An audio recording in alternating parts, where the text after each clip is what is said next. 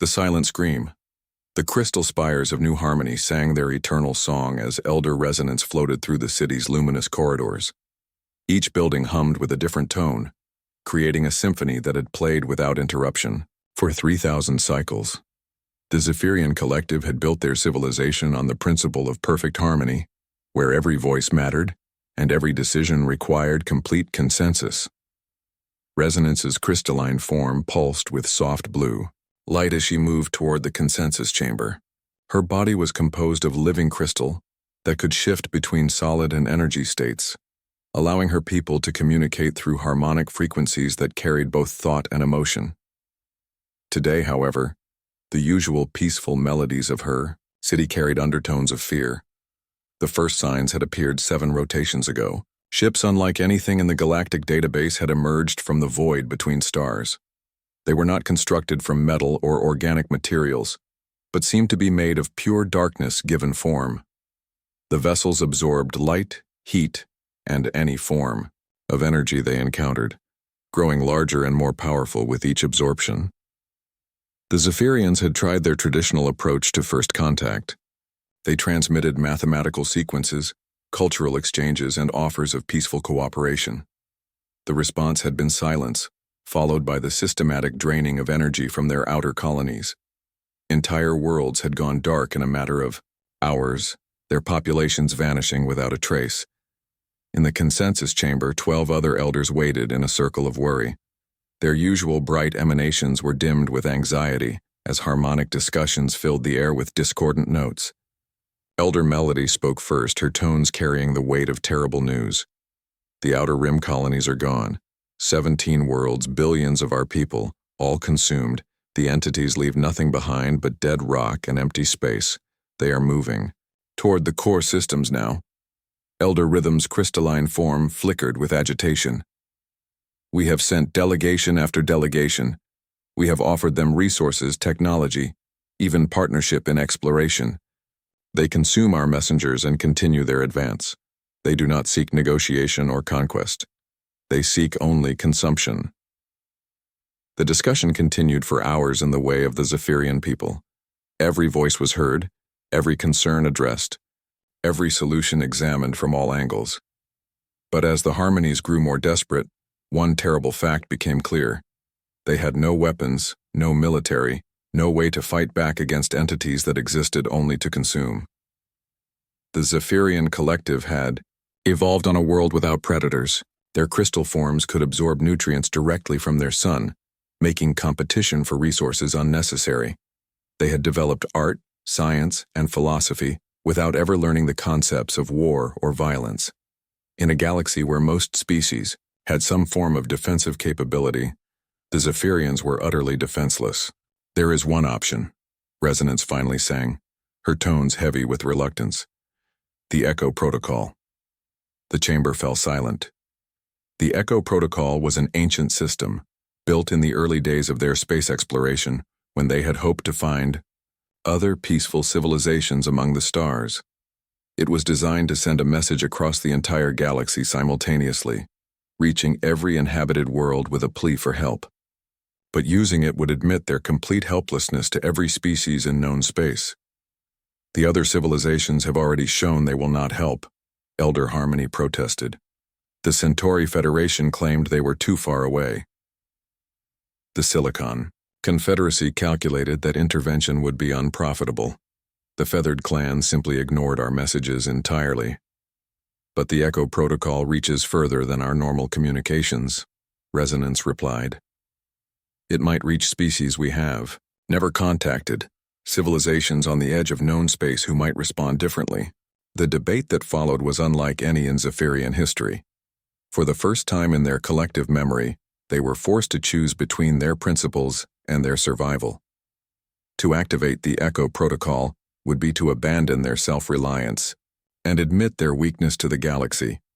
But to remain silent would mean the extinction of their entire species. As reports came in of the entities consuming 3 more core worlds, the decision became inevitable. By unanimous consensus, they agreed to activate the Echo Protocol. Resonance traveled to the ancient facility alone. The echo chamber was built into the crystalline heart of their homeworld, its walls covered in harmonic amplifiers that had not been used for centuries. As she began the activation sequence, she felt the weight of her species' desperation flowing through her crystalline form. The message she crafted was simple and direct. It contained the mathematical proof of their peaceful nature, recordings of their art and music, scientific data about the consuming entities, and a desperate plea for any species capable of violence to help them survive. She added their location, their current population, and an estimate of how long they could survive without intervention. When the Echo protocol fired, it sent her message across the galaxy in a burst of quantum energy that reached every inhabited system simultaneously. The response was immediate and devastating. Species after species acknowledged the message and then explained why they could not help. The Zephyrians' reputation for complete pacifism made them seem weak and unworthy of support. But the message also reached a small blue planet in an unremarkable solar system on the galaxy's outer rim. Earth had only recently developed interstellar communication technology, and their deep space monitoring stations had never received an alien transmission before. Dr. Sarah Chen was working the night shift at the Arecibo Deep Space Array when the signal arrived. The quantum burst overwhelmed their primitive receivers, but the mathematical framework was clear enough to recognize as artificial. She spent 18 hours decoding the message, her excitement growing as she realized she was witnessing first contact with an alien civilization. The excitement turned to horror as she understood what she was reading. The message contained star charts, population figures, and a countdown to extinction. An entire species was being systematically consumed by entities that seemed to exist only to feed on life itself. Within hours, the message reached the highest levels of Earth's governments. The United Nations Security Council convened an emergency session as military leaders, scientists, and politicians struggled to process the implications. Humanity had dreamed of first contact with aliens for centuries, but they had never imagined it would come in the form of a desperate cry for help. Admiral Marcus Torres stood before the assembled delegates, his weathered face grim with determination. He had spent 30 years in the Earth Defense Force, fighting in conflicts from the Martian Independence War to the Asteroid Belt piracy campaigns. Now he was being asked to take humanity's first interstellar fleet into battle against enemies they knew nothing about. The technical analysis is complete, Torres announced. These entities, which the aliens call void spawn, are some form of energy parasite. They consume all forms of electromagnetic radiation, heat, and biological energy. They have already destroyed 17 inhabited worlds and show no signs of slowing down. The Russian delegate raised his hand. Admiral, these aliens are requesting military assistance. We have no treaty with them, no trade agreements, no strategic interests in their region of space. Why should we risk our fleets for strangers? Torres looked at the delegate with barely concealed contempt. Because it's the right thing to do, Dmitri. These beings are facing extinction, and they asked for help. If we turn our backs on them now, what does that say about humanity? The Chinese representative voiced the concern many were thinking. Admiral, our fleets are designed for conflicts with other human factions. We have no idea if our weapons will even be effective against these entities. We could be sending our people to die for nothing. Every military engagement involves unknowns, Torres replied. But our analysis suggests these entities have never faced coordinated resistance. The aliens describe them as consuming everything in their path without strategy or tactics. They rely on overwhelming numbers and their ability to drain energy from their targets. Dr. Chen stepped forward to address the assembly. The Zephyrians have provided detailed scans of the entities. They appear to be vulnerable to certain forms of kinetic damage, particularly when their energy absorption capabilities are overwhelmed. Our railgun technology might be effective where energy weapons would fail. The debate continued for hours, but in the end, humanity made the same choice they had made throughout their history when faced with bullies and predators. They chose to fight. Torres was given command of Task Force Alpha, consisting of 3 heavy cruisers, 6 destroyers, and 2 support vessels. It was a significant portion of Earth's interstellar fleet, but the Admiral had insisted on bringing enough firepower to make a difference. The ships were hastily refitted with additional kinetic weapons and experimental shield generators designed to resist energy drain. As the fleet prepared for departure, Torres received a final transmission from Earth Command. "Admiral, you are authorized to use any means necessary to protect innocent life. The eyes of humanity are upon you. Make us proud." The jump to hyperspace was smooth, but Torres knew they were traveling into the unknown. The Zephyrian system was 6 weeks away at maximum speed, and they had no way of knowing what they would find when they arrived. Intelligence reports suggested the entities were still consuming the outer colonies, but that could change at any moment. During the journey, Torres studied every piece of data the Zephyrians had provided. The entities seemed to follow predictable patterns, moving from world to world in a systematic fashion. They consumed all energy they encountered but left mineral resources untouched. Most importantly, they had never encountered organized resistance from a species capable of violence. The Zephyrians themselves fascinated Torres. Their message described a civilization that had achieved interstellar travel without ever developing weapons. They had created art, science, and philosophy on a scale that dwarfed human achievement, but they had no concept of warfare or military strategy. They were everything humanity aspired to be, and they were dying because they lacked everything humanity had learned to become. As Task Force Alpha approached the Zephyrian system, long-range sensors detected the massive energy signatures of the Void Spawn fleet.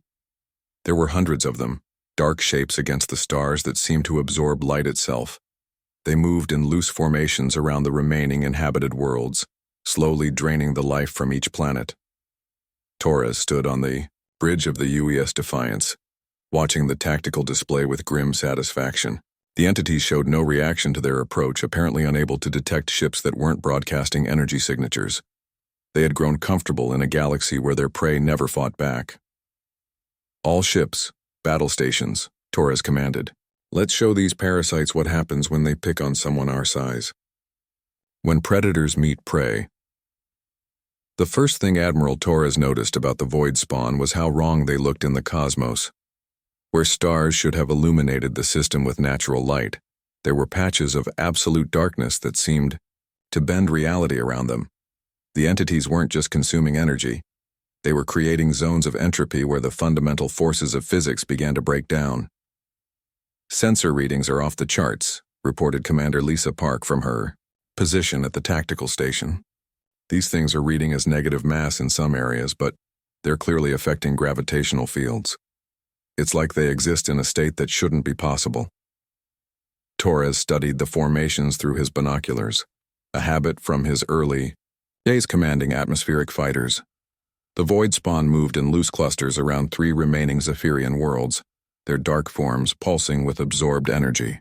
They showed no coordination or military discipline, simply drifting toward whatever energy source was strongest. "Contact the surviving Zephyrians," Torres ordered. "Let them know the cavalry has arrived."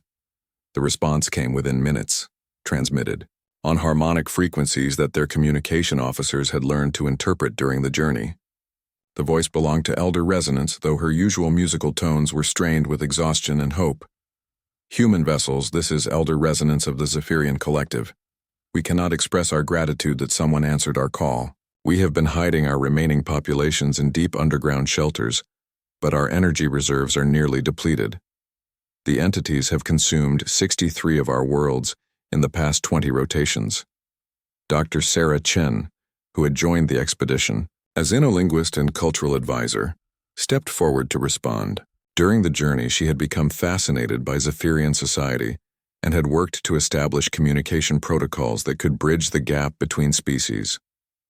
"Elder Resonance, this is Dr. Chen of the Earth Defense Force. We have studied the data you provided and believe we can help, but we need you to trust us completely.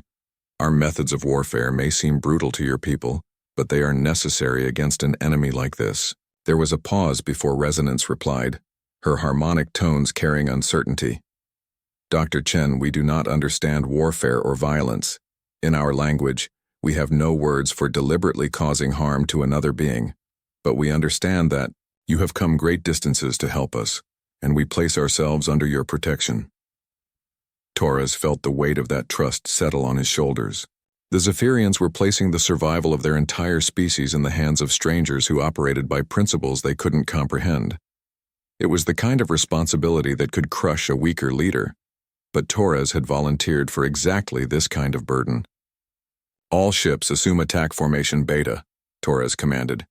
"We're going to hit them hard and fast before they realize we're a threat. Target the largest concentrations first, then work our way down to the stragglers." The human fleet moved with precision that spoke of countless hours of drill and training. Each ship knew its role. Each crew member understood their part in the larger strategy. The Void Spawn continued their steady consumption of planetary energy, apparently unaware that predators had entered their feeding ground. Commander Park's tactical analysis revealed something crucial about the entity's behavior. "Admiral, they're not actually coordinating their movements. Each entity seems to be acting independently, drawn to whatever energy source is strongest. They're more like a swarm of insects than an organized fleet." "That's going to work in our favor," Torres replied. "They've never had to deal with organized resistance. Fire Mission Alpha, all ships engage on my mark." The opening salvo was devastating. Railgun rounds traveling at significant fractions of light speed tore through the Void Spawn formations before the entities could react.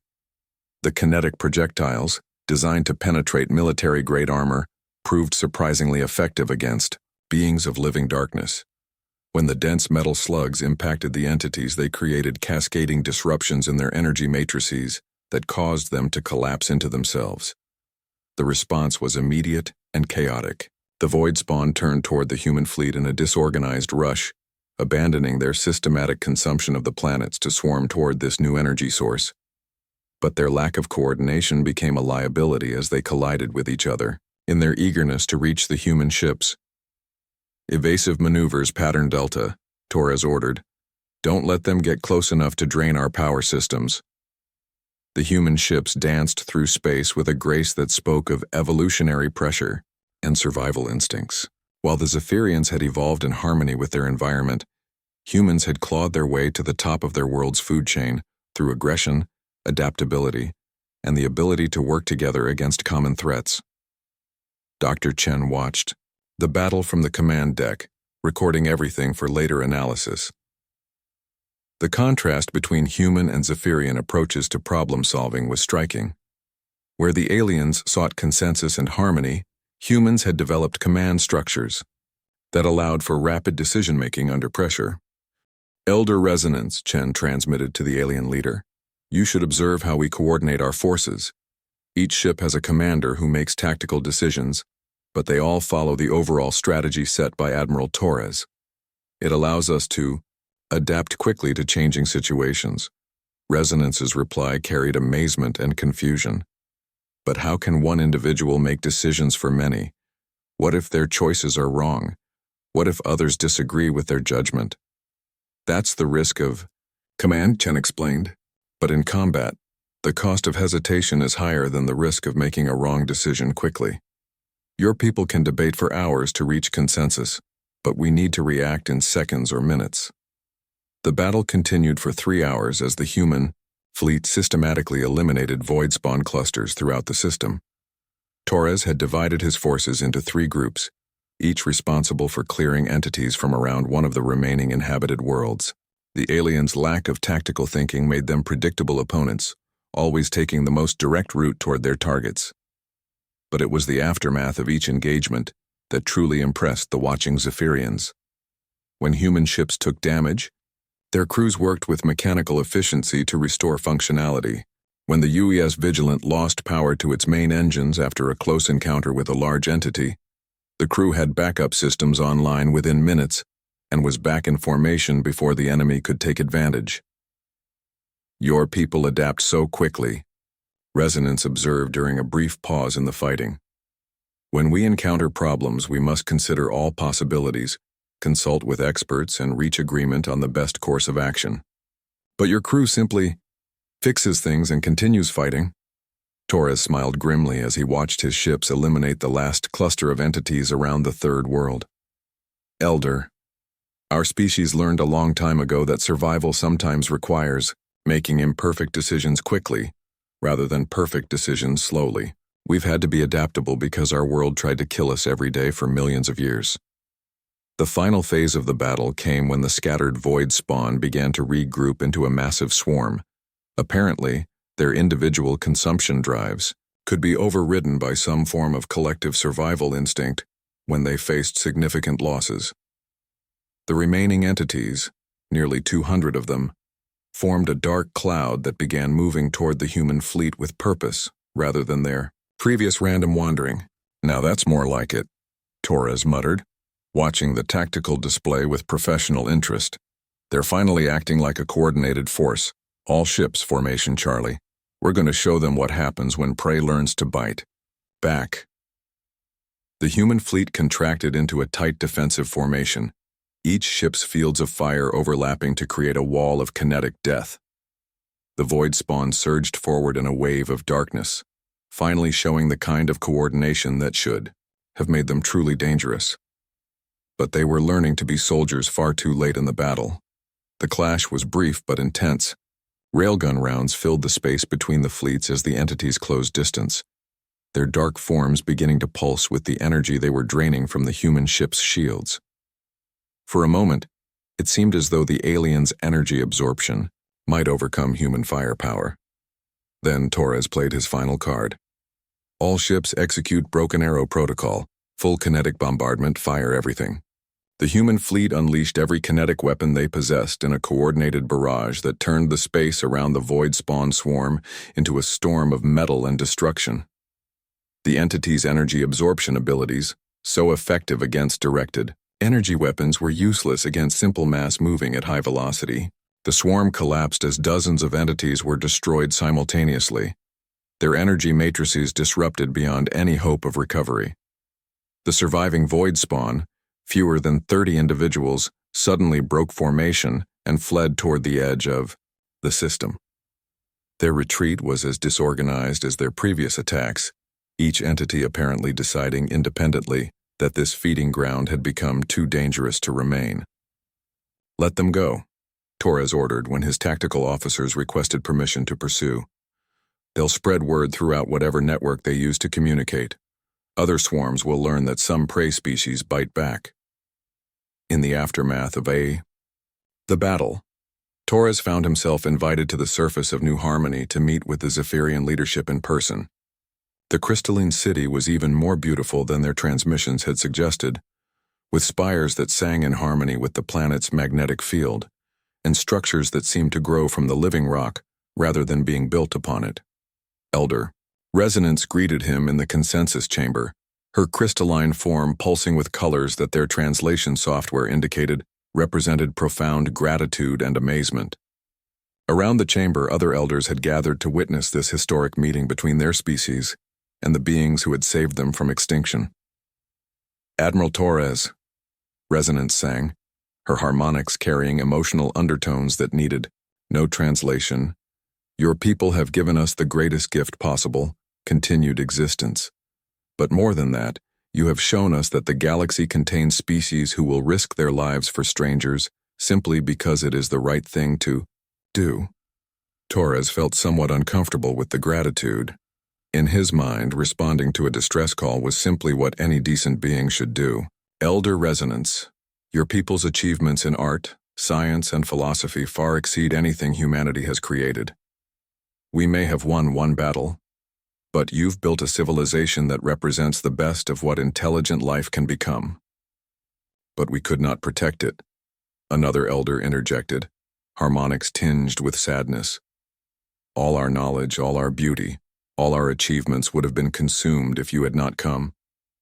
We understand now that the galaxy contains both creators and destroyers, and sometimes the creators need protectors." Dr. Chen stepped forward, her translator working to convert her words into harmonic frequencies the Zephyrians could understand. "Perhaps that's how we can help each other. Your people have achieved peace and harmony on a scale we can barely imagine. Our people have learned to survive and fight in ways you've never needed.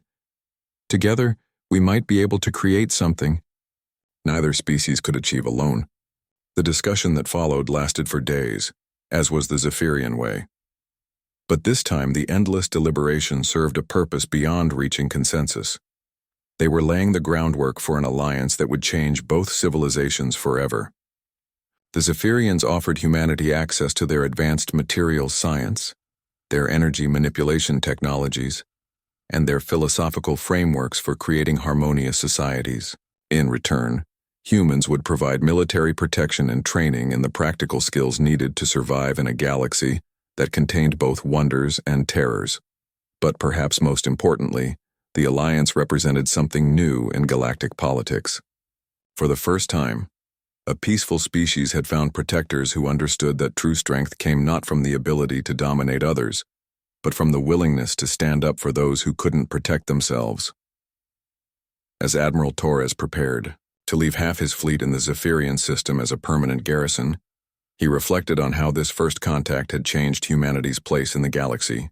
They had announced themselves not as conquerors or traitors, but as protectors of the innocent. It was a role that would define human relationships with other species for generations to come. The Echo Protocol had indeed summoned help from across the galaxy. But what the Zephyrians had accidentally called forth wasn't just another species. They had awakened the galaxy's newest apex predators, beings who had learned that sometimes violence was the only answer to violence, and that the strong had a responsibility to protect the weak. The message that went out from New Harmony after the battle was very different from the desperate cry for help that had started it all. This time, it was a warning to predators and a promise to prey. Humanity had entered the galactic community, and the rules of the game had just changed forever.